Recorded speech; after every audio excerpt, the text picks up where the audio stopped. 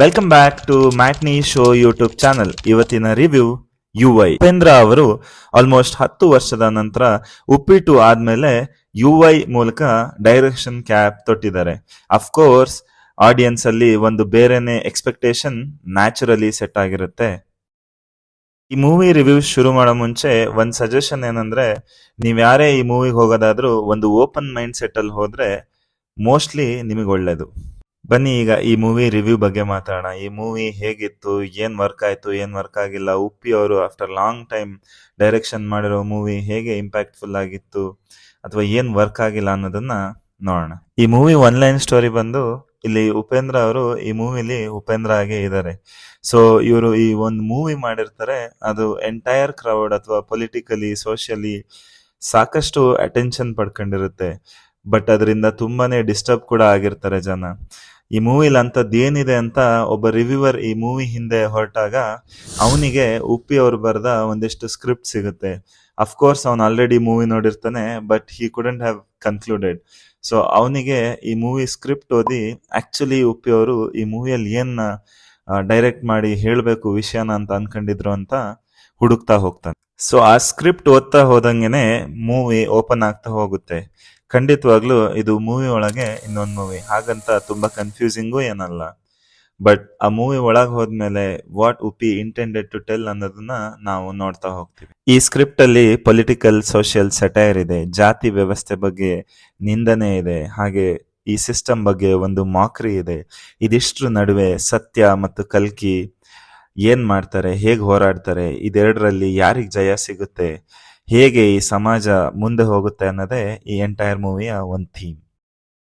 ಇಲ್ಲಿನ ಪಾಸಿಟಿವ್ಸ್ ಬಗ್ಗೆ ಮಾತಾಡೋದಾದ್ರೆ, ಮೊದಲನೇದು ಸೆಲೆಕ್ಟ್ ಮಾಡಿರೋ ಸಬ್ಜೆಕ್ಟ್. ಅಫ್ಕೋರ್ಸ್ ಇದಿಷ್ಟು ವಿಚಾರಗಳನ್ನ ಅಥವಾ ಈ ತರದ ಸಬ್ಜೆಕ್ಟ್ ಗಳನ್ನ ಉಪ್ಪಿ ಅಲ್ದಲೆ ಬೇರೆ ಯಾರ್ ತಾನೇ ಮಾಡಕ್ಕೆ ಸಾಧ್ಯ ಹೇಳಿ.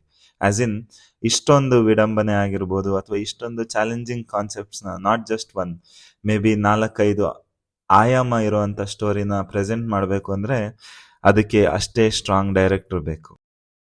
ಉಪ್ಪಿ ಅವರು ಯಾವಾಗ್ಲೂ ಸೊಸೈಟಿಗೆ ಹಾಗೆ ಆಡಿಯನ್ಸ್ಗೆ ಏನಾದ್ರೂ ಒಂದು ಡಿಫ್ರೆಂಟ್ ಮೂವಿ ಕೊಡಬೇಕು. ರೆಗ್ಯುಲರ್ ಪ್ಯಾಟರ್ನ್ ಅಲ್ಲಿರೋ ಅದೇ ಲವ್, ಫೈಟ್, ಡ್ಯಾನ್ಸ್, ವೈಲೆನ್ಸ್, ಈ ಕಮರ್ಷಿಯಲ್ ಸೆಟಪ್ ಇಂದ ಹೊರಗೆ ಬಂದು ಸೊಸೈಟಿಗೆ ಒಂದು ಮೆಸೇಜ್ ಇರೋ ಮೂವಿ ಕೊಡಬೇಕು ಅನ್ನೋ ಅವರ ಅಟೆಂಪ್ಟ್ ನ ಯಾವಾಗ್ಲೂ ಅಪ್ರಿಶಿಯೇಟ್ ಮಾಡಬೇಕಾಗುತ್ತೆ. ಇಲ್ಲಿನ ಸ್ಕ್ರೀನ್ ಪ್ಲೇ ಅಫ್ಕೋರ್ಸ್ ಫಾಸ್ಟ್ ಆಗೇ ಇದೆ. It's a fast moving screen play. ಹಾಗೂ ಉಪ್ಪಿ ಅವರು as usual non linear screen ಪ್ಲೇಗೆ ಯಾವಾಗ್ಲೂ ಫೇಮಸ್. ಇನ್ಫ್ಯಾಕ್ಟ್ ಅವರೇ ಆ ಒಂದು ಟ್ರೆಂಡ್ ನ ಹುಟ್ಟು ಹಾಕಿದವರು. ಸೊ ಅದು ತುಂಬಾ ಚೆನ್ನಾಗೇನೆ ನಡೆಯುತ್ತೆ. ಇನ್ನು ಇಲ್ಲಿನ ಮಾಕರಿ ಆಗಿರ್ಬೋದು ಅಥವಾ ಮೆಟಫರಿಕಲಿ ಥ್ರೂಔಟ್ ದ ಮೂವಿ ಅವರು ಇಲ್ಲಿನ ಸಿಸ್ಟಮ್, ಜನ, ರಾಜಕೀಯ ಹಾಗೆ ಜಾತಿ ವ್ಯವಸ್ಥೆ ಇದ್ರ ಬಗ್ಗೆ ಮಾತಾಡ್ತಾ ಹೋಗಿರೋದು ಒಂದು ಡಿಫ್ರೆಂಟ್ ಅಟೆನ್ಷನ್ ನ ಖಂಡಿತ ಪಡ್ಕೊಳ್ಳುತ್ತೆ.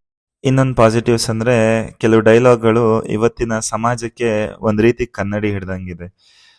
ಫಾರ್ ಎಕ್ಸಾಂಪಲ್, ಕಾಮದಿಂದ ಮಕ್ಳನ್ನ ಹುಟ್ಟಿಸಿ ಕಾಮನೇ ತಪ್ಪು ಅಂತೀರಾ, ತಪ್ಪು ಮಾಡೇ ಹುಟ್ಟಿದೀರಾ, ಒಳ್ಳೇದ್ ಮಾಡಕ್ ಯಾಕೆ ಸಾಯ್ತೀರಾ, ಹಣ್ಣು ಕಚ್ಚೋ ಮುಂಚೆ ಹೆಣ್ಣು ಬಿಚ್ಚೋ ಮುಂಚೆ ಬೆಲೆ ಜಾಸ್ತಿ. ಈ ರೀತಿಯ ಸಾಕಷ್ಟು ಡೈಲಾಗ್ಗಳು ನಿಮಗೆ ನೋಡಕ್ ಸಿಗುತ್ತೆ. ಇನ್ನು ಅಜನೀಶ್ ಲೋಕನಾಥ್ ಅವರು ಈ ಮೂವಿಗೆ ಬ್ಯಾಕ್ ಗ್ರೌಂಡ್ ಮ್ಯೂಸಿಕ್ ಮತ್ತೆ ಸಾಂಗ್ ಕಂಪೋಸಿಷನ್ ಮಾಡಿದ್ದಾರೆ.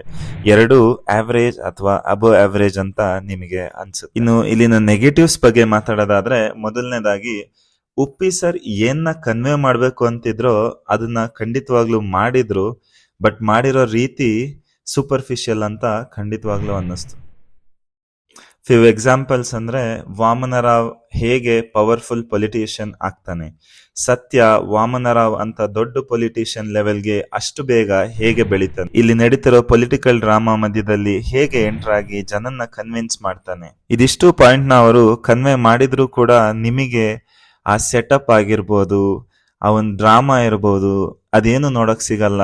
With in short time, maybe 2 ನಿಮಿಷದ ಹಿಂದೆ he would be a normal man, suddenly he can be a politician. And same way Vamanarao ಆಗಿರ್ಬೋದು, ಸತ್ಯ ಆಗಿರ್ಬೋದು, ಕಲ್ಕಿ ಆಗಿರ್ಬೋದು, ಇವರೆಲ್ಲರೂ within no time will be powerful. Set work ತುಂಬಾನೇ average ಆಗಿದೆ ಹಾಗೂ ಸಾಕಷ್ಟು ಕಡೆ ಎವಿಡೆಂಟ್ ಆಗಿ ಕಾಣುತ್ತೆ. ಹಾಗೆ ಪೊಲಿಟಿಕಲ್ ಡ್ರಾಮಾ ಅಥವಾ ಸೆಟೈರ್ ಮತ್ತು ಇಷ್ಟೊಂದು ಸ್ಕೋಪ್ ಇರೋ ಸಬ್ಜೆಕ್ಟ್ ನ ನೀವು ಎಕ್ಸಿಕ್ಯೂಟ್ ಮಾಡೋತ್ತಿಗೆ ಬಹುಶಃ ಕ್ಯಾನ್ವಾಸ್ ತುಂಬಾ ದೊಡ್ಡದಾಗಿ ಇರೋ ಅವಶ್ಯಕತೆ ಇದ್ದೇ ಇರುತ್ತೆ. ಇಲ್ಲಿ ನಿಮಗೆ ಅದ್ರ ಕೊರತೆ ಖಂಡಿತ ಕಾಣುತ್ತೆ. ಫಾರ್ ಎಕ್ಸಾಂಪಲ್, ಒಂದು 200ರಿಂದ 250 ಜೂನಿಯರ್ ಆರ್ಟಿಸ್ಟ್ ಒಂದು ಗಲ್ಲಿಯಲ್ಲಿ ಅಥವಾ ಒಂದು ಸೆಟ್ ಅಲ್ಲಿ ಹೇಗೆ ಬಿಹೇವ್ ಮಾಡ್ತಾರೋ, we have to simply consider that is the feel or opinion of the entire society ಅನ್ನೋ ತರ ಇಲ್ಲಿ ತೋರಿಸ್ತಾ ಹೋಗಿದೆ. ಹಾಗೆ ಈ ಮೂವಿ ಉದ್ದಕ್ಕೂ ತುಂಬಾ ಮೆಟಾಫರಿಕಲ್ ಸೀನ್ಸ್ ಅಥವಾ ತುಂಬಾ ಮೆಟಾಫರಿಕಲ್ ಡೈಲಾಗ್ ಸೀಕ್ವೆನ್ಸಸ್ ಬರ್ತಾ ಹೋಗುತ್ತೆ, which is overshadowing the actual story ಅಥವಾ ಮೂವಿ ಅಂತ ಅನಿಸುತ್ತೆ. ನೀವೇ ಯೋಚನೆ ಮಾಡಿ, ಮೂವಿಯಲ್ಲಿ ಮೆಟಾಫರ್ಸ್ ಇದ್ರೆ ಯಾವತ್ತೂ ಚಂದ, ಹಾಗೆ ಮೆಟಾಫರೇ ಮೂವಿ ಆದಾಗ ಸ್ವಲ್ಪ ಕಷ್ಟ ಆಗುತ್ತೆ. ಸೊ ಉಪ್ಪಿ ಅವರು ಫೈನಲಿ ಇವತ್ತಿನ ಸೊಸೈಟಿ ಆಗಿರ್ಬೋದು, ಪಾಲಿಟಿಕ್ಸ್ ಆಗಿರ್ಬೋದು, ರಾಜಕೀಯ, ಪ್ರಜಾಕೀಯ ಇದೆಲ್ಲದ್ರ ಬಗ್ಗೆ ಅವರ ಫಿಲಾಸಫಿಯನ್ನ ಕನ್ವೆ ಮಾಡಿದ್ರು. ಬಟ್ ಕನ್ವೆ ಮಾಡಿದ ರೀತಿ ಅಷ್ಟೊಂದು ಎಫೆಕ್ಟಿವ್ ಅನ್ನಿಸ್ಲಿಲ್ಲ. ಹಾಗೆ ನಾವು ಮಾಡ್ತಿರೋ ಮೂವಿ ರಿವ್ಯೂಸ್ ಜೆನ್ಯೂನ್ ಅನ್ಸಿದ್ರೆ, ನಿಮಗೆ ನಮ್ಮ ಎಫರ್ಟ್ಸ್ ಇಷ್ಟ ಆದ್ರೆ ಪ್ಲೀಸ್ ನಮ್ಮ ಯೂಟ್ಯೂಬ್ ಚಾನೆಲ್ನ ಸಬ್ಸ್ಕ್ರೈಬ್ ಮಾಡಿ.